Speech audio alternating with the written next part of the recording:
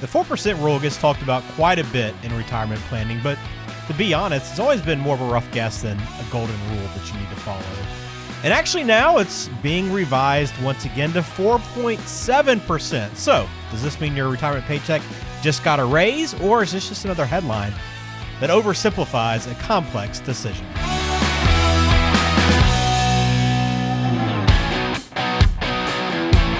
Welcome to the My Retirement Clarity Podcast, where our goal is simple: to help you close the gap between what you know and what you implement.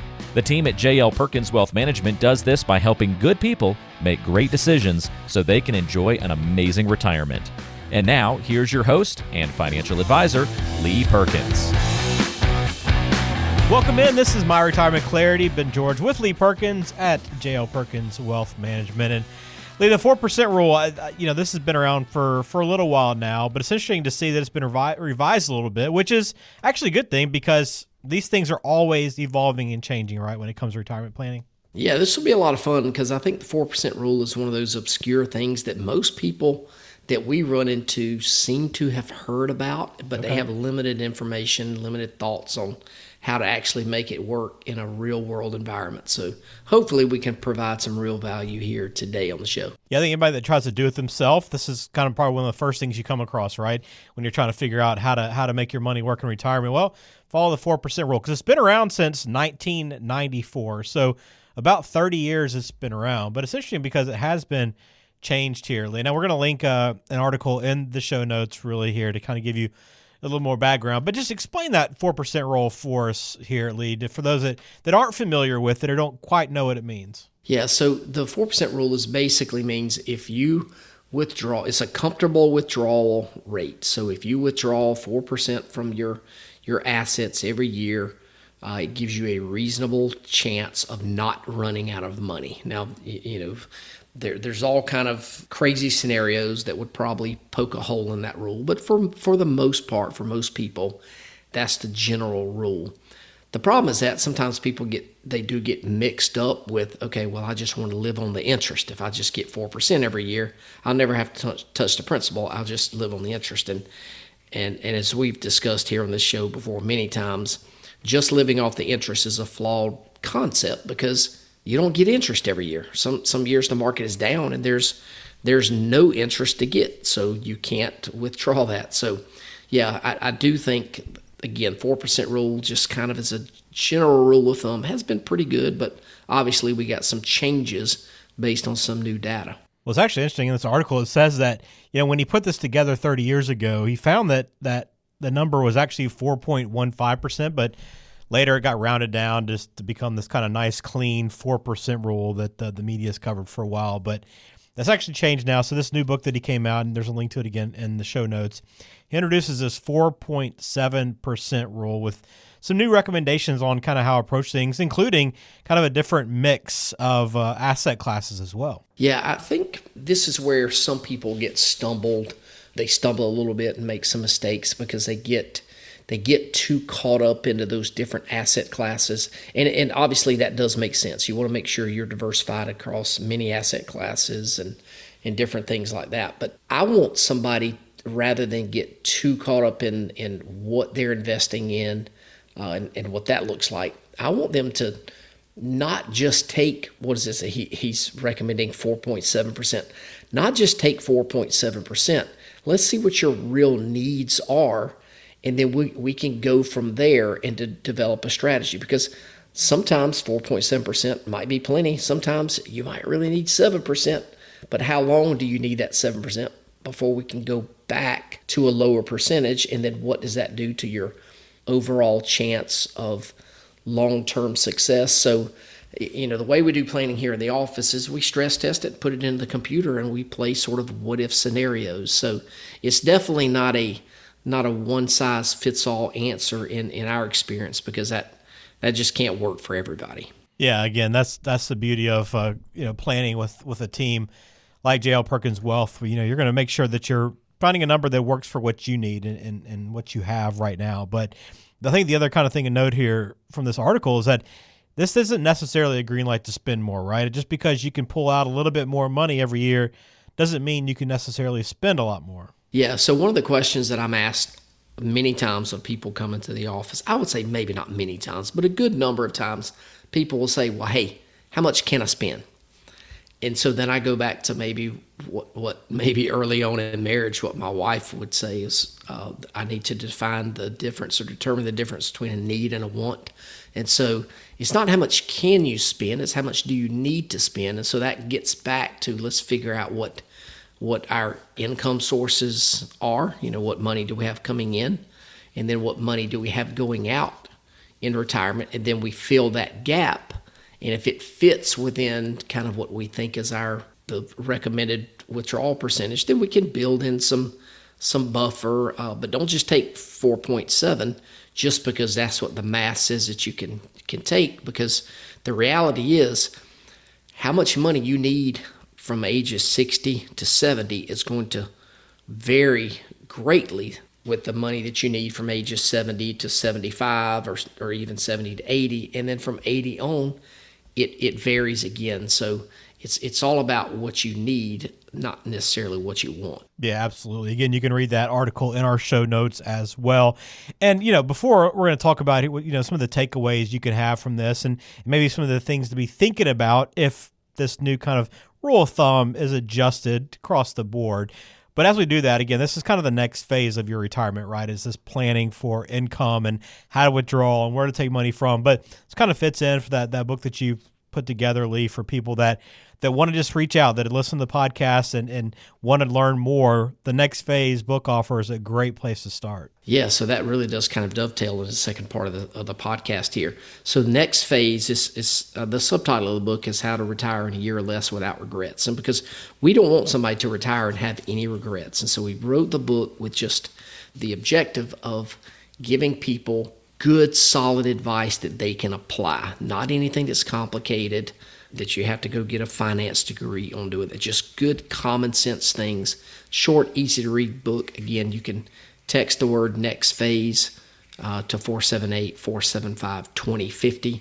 Put your contact information there, and we'll give you a copy of that book free of charge. All right. So what should you take away? So some things to be thinking about, Lee, and these are some of the questions that would come up from anybody that reads this is, hey, does this mean I should be adjusting my retirement income strategy right now? If someone asks that or somebody's wondering that, Lee, what would you tell them? Yeah, so I would say I wouldn't change anything you're doing based on an article because this is just one person's opinion. It's kind of their thing. I remember, been probably 6 or 8 years ago, there was another article that maybe it's an MIT professor, somebody back then adjusted that the 4% strategy. They adjusted it down to 3.2%. And so I certainly wouldn't have just taken that as generic advice. Again, make sure you're getting good information from somebody that you trust, that knows their stuff, and they can do the work for you to show how much you could spend. Now, again, how much you could spend and you do spend, or could do withdrawal is two separate things. Typically, when somebody first retires, I want to give them a little bit more money than they probably need when we're setting up a monthly distribution. Now, why would I do that? Well, I want to do that because I don't want them worrying about cash flow when they first retire, because I don't want them laying in bed questioning whether or not they made the right decision to retire. Mm-hmm. But what I find is, 3, 4, 5 months down the road, they call and say, hey, Lee, you've been sending us $3,000 a month. We're stacking up too much money in our checking account. Why don't we back that thing down to $2,000 a month, and we'll just play it by ear?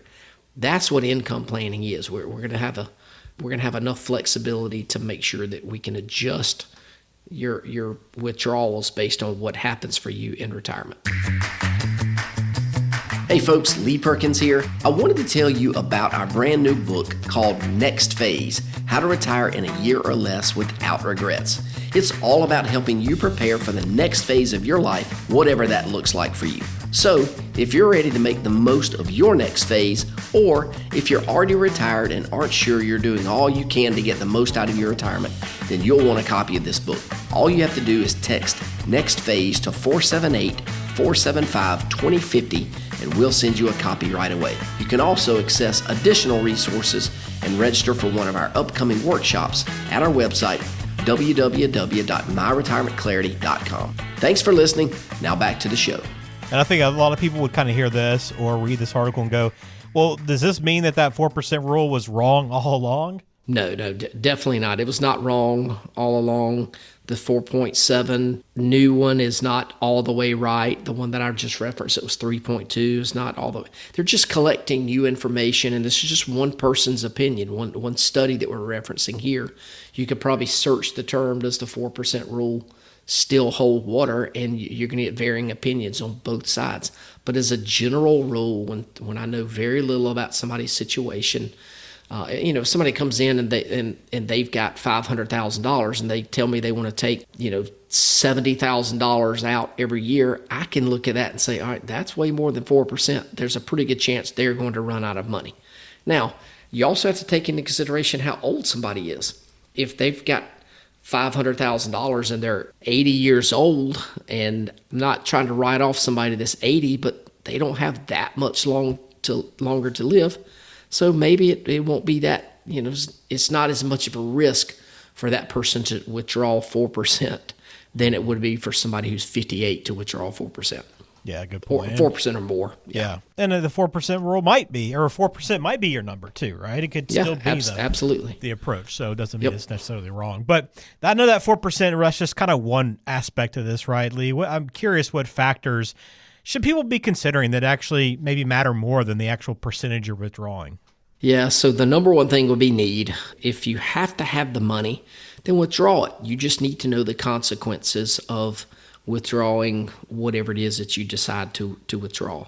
Timing of retirement for each spouse, if only one person is retired and the other one is going to retire, maybe that comes into consideration. And it should, because now you're going to have two paychecks that stop, and now just one maybe Social Security or things like that. You got to consider other sources of income. A lot of people are really concerned about volatility and the sequence of returns risk, and that used to be something that I talked a pretty good bit about early on. Well, I'm not going to say early on in my career, but maybe 10 to 15 years ago. I guess it was early on in the career. That was because we were closer to 2007, 2008, and that time period was still etched in people's minds. And so because that was fresher, they were like, I don't want to do that again. As we get further away from a big negative time in the market like that, people tend to forget it. That just happens. Other things to take into consideration definitely taxes. And we beat that here on the show. We beat that horse a lot here. Taxes do make a difference. And so sometimes I may say, hey, it works to let's go ahead and withdraw now, pay taxes today at a known rate versus taxes in the future at an unknown rate. So, yeah, that's a few of them. All right, so then I guess finally then, I know you kind of touched this a little bit, but how do you answer the question then when somebody comes in and says, hey, what's my personal safe withdrawal rate? What can I pull out and not be concerned every year? Yeah, this is where we take in all the different factors that we look at here in the office. We look at your income sources from every possible source that you have. Your income, spouse's income, Social Security. We're going to take into consideration what happens when one of you passes away. What does that need? Are there insurance assets that are going to come into play once some person passes away?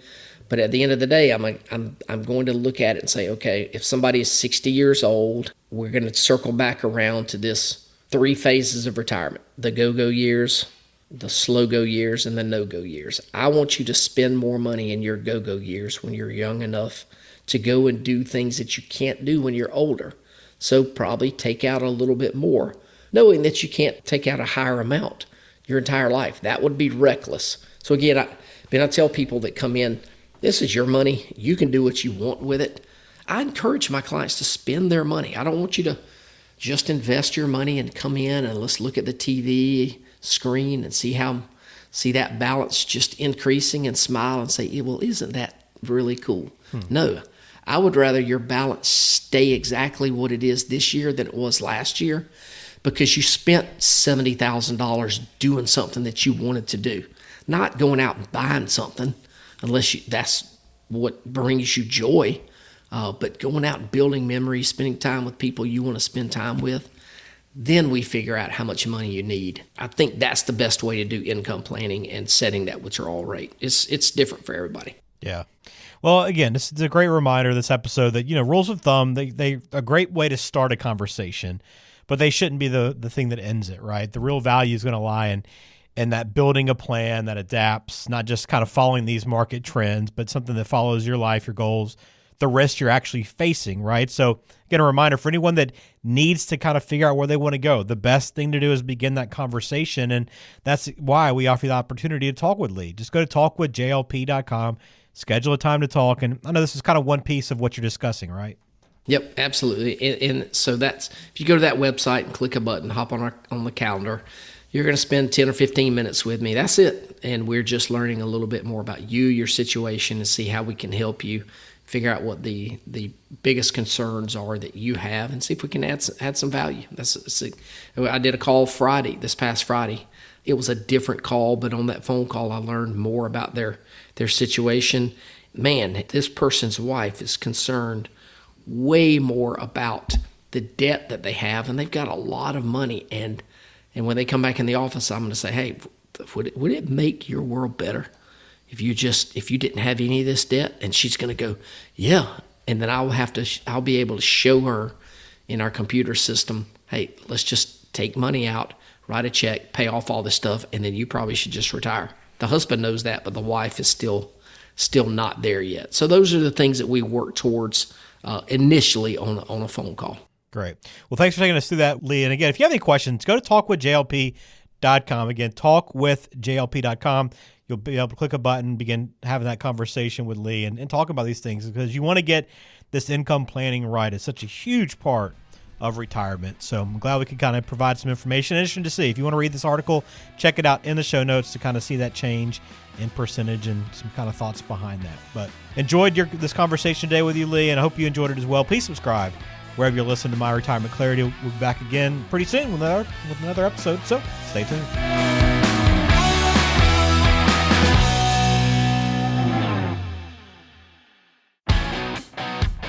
Hey there, Lee Perkins here.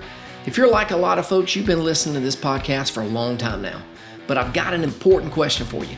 Have you implemented any of the ideas that we've discussed on the show? If you haven't, what are you waiting on? You know you're not getting any younger. So here's my challenge. Don't just consume the content. Our number one goal for this podcast is to help you close the gap between what you know and what you implement. So if you're ready to implement, take that first step today and visit www.talkwithjlp.com and schedule a 15-minute phone call with one of our advisors, and we'll help you close the gap between what you know and what you implement so you can enjoy the next phase of your life. Now is your time. Don't procrastinate any longer. Investment advisory services are offered by J.L. Perkins Wealth Management, a registered investment advisor and insurance agency. Information is for illustrative purposes only and does not constitute tax, legal, or investment advice. Always consult with a qualified tax, legal, or investment professional before taking any action.